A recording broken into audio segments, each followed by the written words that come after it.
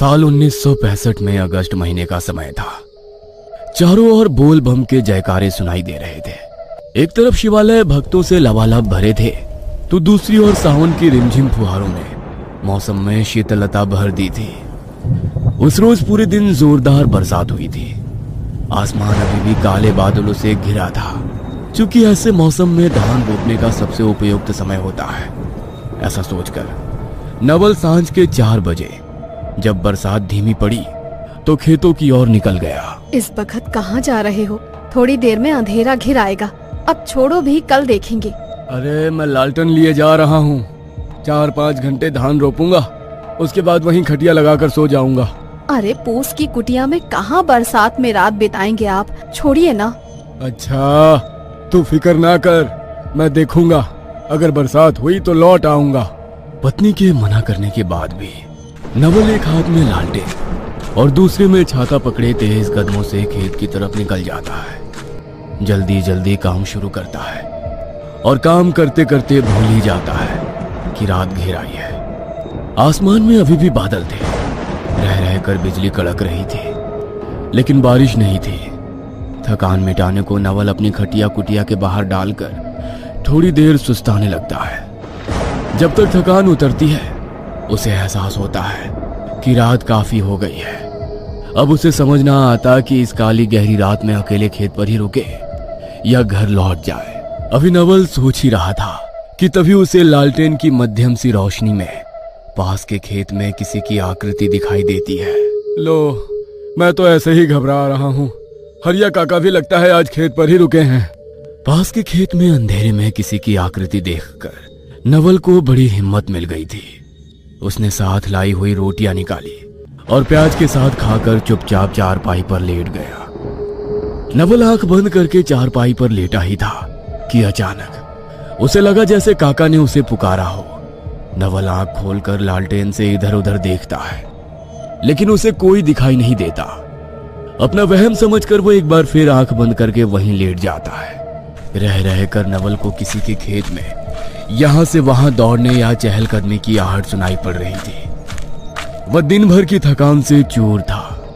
आसपास होती हलचल को नजरअंदाज करके वह लगभग नींद में पहुंच गया था। अचानक ही आधी रात गए उसे एहसास हुआ कि आसपास कहीं बहुत तेज आवाज में ढोल बाजे नगाड़े बज रहे हैं। कुछ देर नींद की जोर में वह आवाज को इग्नोर करता है, लेकिन ढोल बाजों की आवाज लगातार उसके नजदीक आती जा रही थी।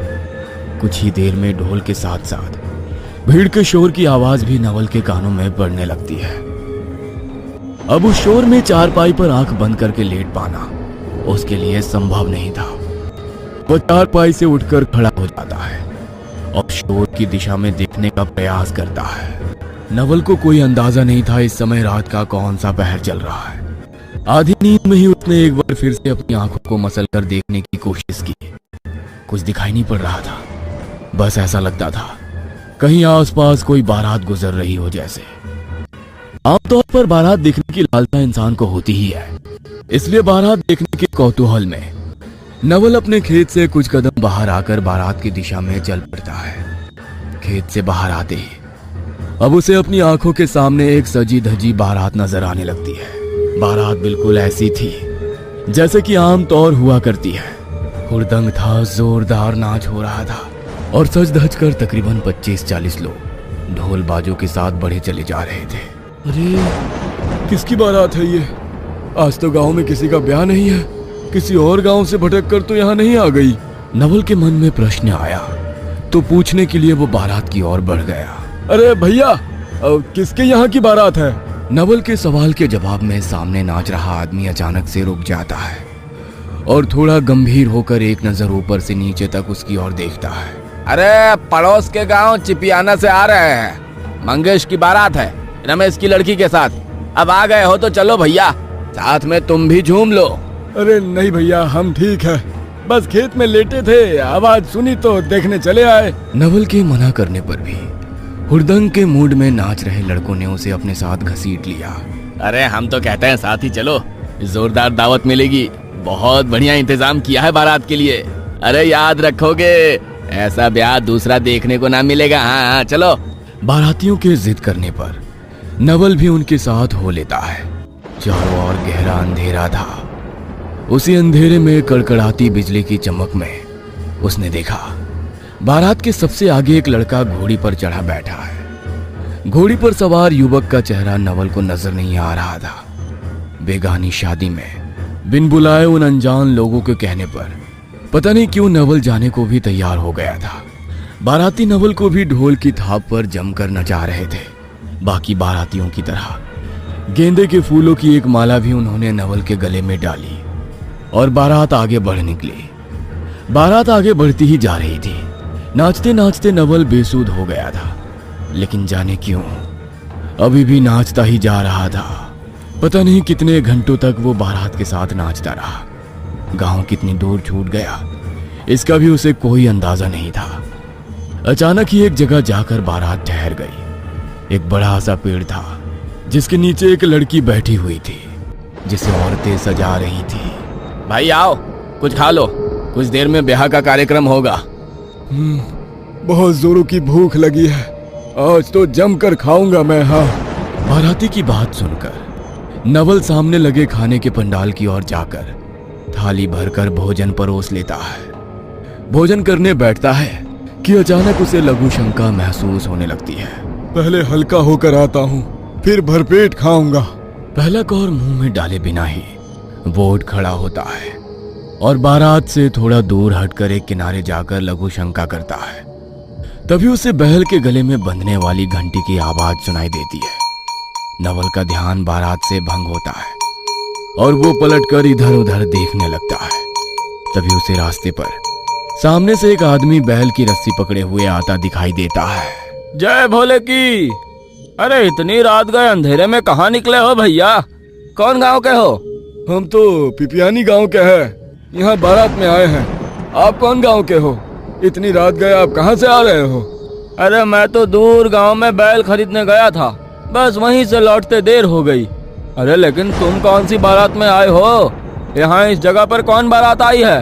भांग वांग चढ़ाए हो क्या? सावन के महीने में तो ब्याह शादी होती ही नहीं है और पिपियानी तो यहाँ से 5 कोस दूर है।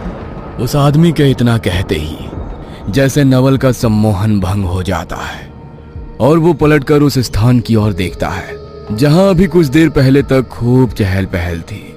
जमकर नाच गाना हो रहा था और दावत चल रही थी। सामने जो उसे दिखाई देता है उसे देखकर उसके पांव तले जमीन खिसक जाती है। ये मैं कहाँ आ गया? मैं तो बारात के साथ आया था। बारात कहाँ गई? नवल नजर घुमाकर चारों तरफ देखता है, लेकिन उसे कुछ देर पहले तक सुनाई दे रही बारात के शोर शराबे की आवाज और रौनक कहीं महसूस नहीं होती है। अचानक ही उसकी नजर उस बड़े से पेड़ की ओर जाती है जहां पर औरतें एक दुल्हन को घेर कर बैठी थी। पेड़ की ओर देखकर जैसे उसके रोंगटे खड़े हो जाते हैं। पेड़ के आसपास कोई दुल्हन नहीं बल्कि सफेद कपड़े पहने कुछ औरतें खड़ी हुई थी जो शायद उसकी ओर ही देख रही थी।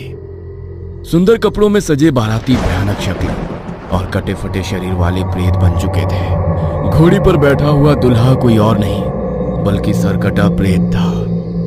नवल के पूरे शरीर में झुरझुरी दौड़ गई थी और उसके पैर सुन्न पड़ने लगे थे। एक पल में जैसे उसके शरीर की पूरी ताकत ही खत्म हो गई थी।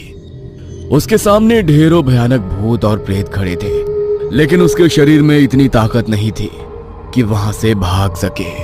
क्या हुआ भैया? अरे किस चक्कर में पड़ गए आप? कोई बारात नहीं है यहाँ पर, आप शमशान के बाहर खड़े हो, चलो यहाँ से। नवल उंगली का इशारा करके उस पेड़ की ओर देखने को कहता है। पेड़ पर उसे भयानक प्रेत उल्टे लटके हुए नजर आ रहे थे। अरे भैया कुछ नहीं है उधर, मैं कहता हूँ चलिए आप यहाँ से। अच्छा आप मेरे बैल का रस्सी पकड़िए और अपने इष्ट को याद करिए, भोले बाबा सबको पार लगाएंगे। भोले बाबा का नाम सुनते ही जैसे नवल की तंद्रा भंग हो जाती है और वो साथ चल रहे बैल को देखकर प्रणाम करता है। जय हो नंदी बाबा। बाबा मेरा संदेश भोले बाबा तक पहुंचा दो, मुझे इस मुसीबत से बाहर निकालो। पता नहीं क्या हो गया था मुझे, आज तो मैं शायद जिंदा घर ना लौटता अगर आप समय पर ना आए होते। भोले बाबा सबकी मदद करते हैं, उनकी दृष्टि सबके ऊपर रहती है, घबराओ नहीं, चलो मैं तुम्हें पिपियानी पार करा देता हूँ। नवल देखता है कि कुछ काले साए और प्रेत उसके पीछे पीछे चल रहे हैं। तभी नवल के कानों में एक दोहरी सी आवाज गूंजती है। लगता है इसने वो खाया नहीं, एक बार बस ये मुंह में लगा लेता तो आज इसे जाने ना देता। नवल को अब और कुछ भी नहीं सूझ रहा था। उन आवाजों पर ध्यान दिए बगैर वो बस ओम नमः शिवाय बोलता हुआ आगे बढ़ता जाता है। कुछ दूर तक पीछा करने के बाद वो प्रेत और काले साए गायब हो जाते हैं। जिस समय वो पिपियानी गांव के किनारे पहुंचा, सुबह के 4 बजने को थे। जाओ, तुम्हारी बला कट गई। ब्रह्म मुहूर्त का समय हो गया है। अब प्रेतों का समय काल खत्म हुआ। सुरक्षित अपने घर पहुंच जाओ। और हाँ, भगवान भोले का शुक्रिया करना मत भूलना। बोल बम।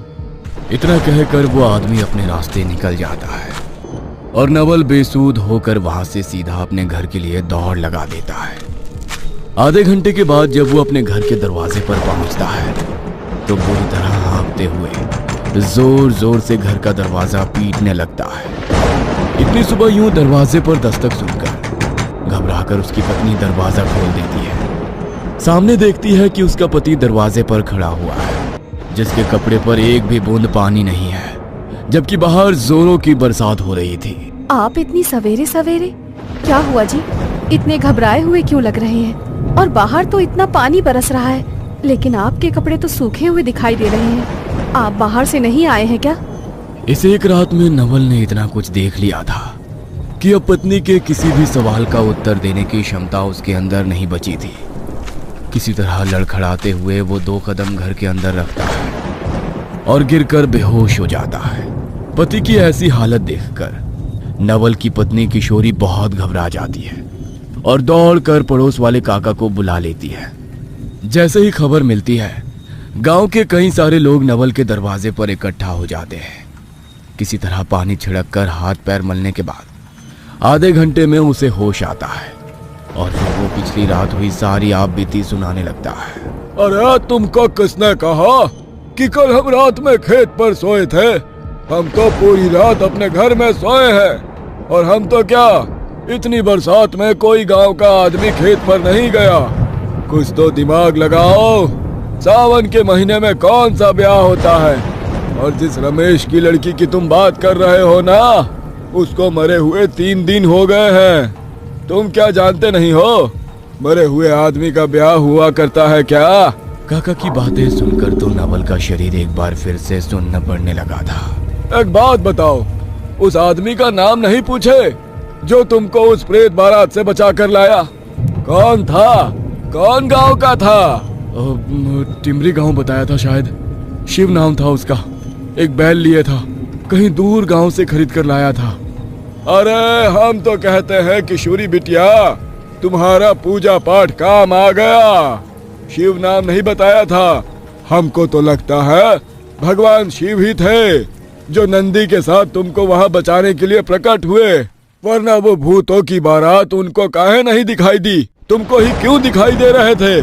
जिस टिबरी गांव का तुम नाम ले रहे हो ना, दूर दूर तक 20 कोस तक में भी इस नाम का कोई गांव नहीं है यहाँ पर।